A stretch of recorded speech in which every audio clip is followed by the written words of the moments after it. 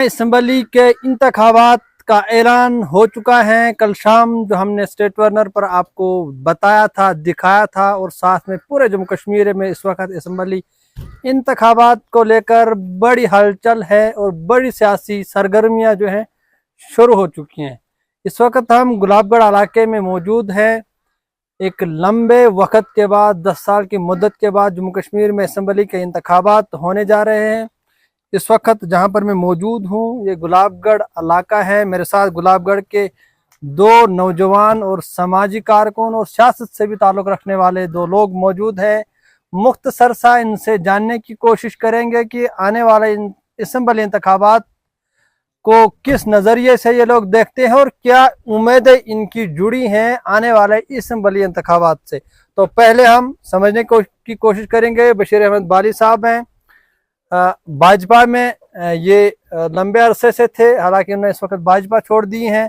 क्या कुछ उम्मीदें इनकी इस वक्त जुड़ी हुई हैं, पहले इनसे भी जानने की कोशिश करेंगे। बशीर साहब, कल ऐलान हो चुका है जम्मू कश्मीर में जल्द ही जो है असम्बली के इंतखाबात होने जा रहे हैं। मुख्तसर सा मैं आपसे जानने की कोशिश करूँगा कि क्या उम्मीदें आपको हैं। एक लंबा अरसा हुआ असम्बली इंतखाबात को लेकर, और गुलाबगढ़ के हवाले से क्या आप सोच रहे हैं?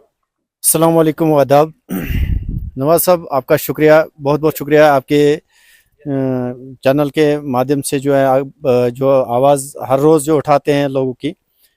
और रहा मसला असम्बली इलेक्शन का, हमने जो कल जैसे लिस्ट मंजर आम पर जो सामने आई है, तो बहुत सारी खुशी हुई है हमें, क्योंकि बहुत अरसे के बाद जो है असम्बली इलेक्शन होने जा रहा है। तो गुलाबगढ़ के अवाम बहुत ज़्यादा खुश हैं इस चीज़ के लिए। तो इंशाल्लाह हमें उम्मीदें हैं कि जल्द अज जल्द ये इलेक्शन हो जाएगा, क्योंकि 25 को शायद रियासी का जो डेट रखा है। तो इंशाल्लाह जो यहाँ के लोग जो है बहुत ज़्यादा खुश हैं। क्या क्या उम्मीद है आपकी? असम्बली इंतखाबात होंगे, किस तरह की हुकूमत आप यहाँ चाहते हैं, किस तरह का कैंडिडेट आप यहाँ पर चाहते हैं, और क्या उम्मीद है आपकी?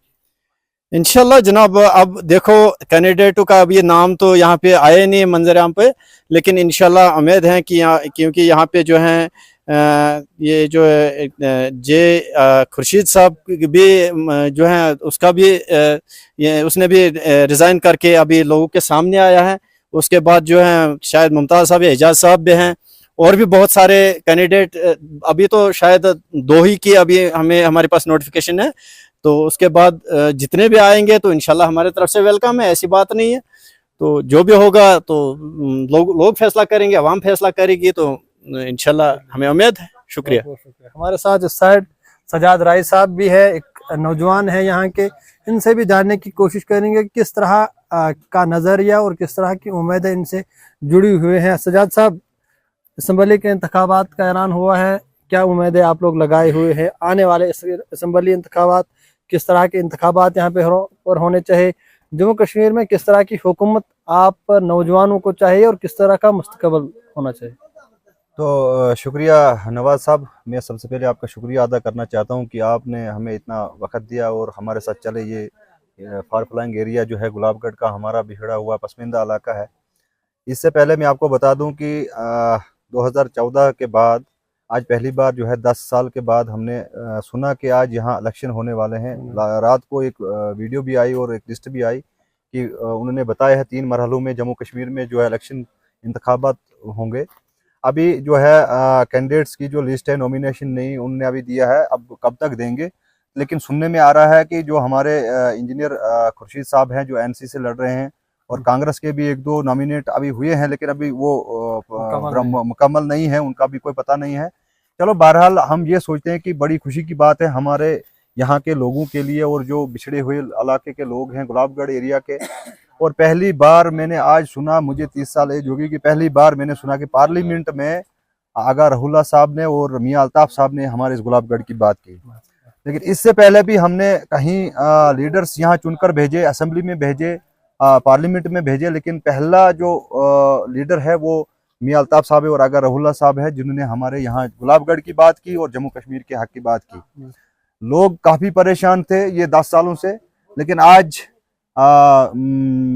जैसे हमें पता चलता गया लोगों के कांटेक्ट में हम हैं, टच में हैं, और लोग जिस तरीके से बता रहे हैं कि इलेक्शन जो है अनकरीब है और दस्ती होने वाले हैं।